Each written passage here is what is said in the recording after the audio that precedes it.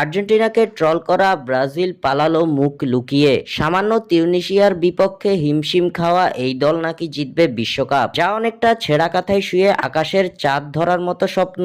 বছরের শেষ ম্যাচে জয় পেল না ব্রাজিল। তিউনিসিয়ার বিপক্ষে 1-1 গোলের সমতা নিয়েই সন্তুষ্ট থাকতে হয়েছে সেলেসাওদের।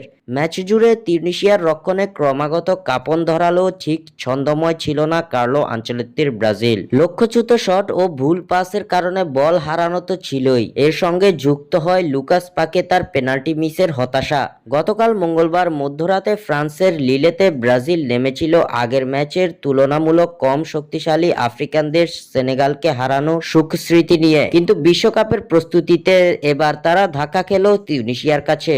73% বলের দখল রেখে ব্রাজিল 22টি শট নেয়, এর মধ্যে লক্ষ্যে ছিল মাত্র 3টি শট। অন্যদিকে 7 শটের মধ্যে 2টি লক্ষ্যে ছিল তিউনিসিয়ার। ব্রাজিল ম্যাচের একমাত্র গোলটি পায় এস্তেবাও উইলিয়ানের নেওয়া দারুণ এক পেনাল্টি থেকে। এর আগেই তারা অগোছালো খেলার এক পর্যায়ে হাজেম মাস্তরির গোলে 23 মিনিটেই পিছিয়ে পড়ে। প্রথমার্ধে সেই গোল শোধ করলেও পাকেতার নেয়া আরেকটি পেনাল্টি মিস ও লক্ষ্যহীন সব শটের কারণে ড্র নিয়ে সন্তুষ্ট থাকতে হয় ব্রাজিলকে।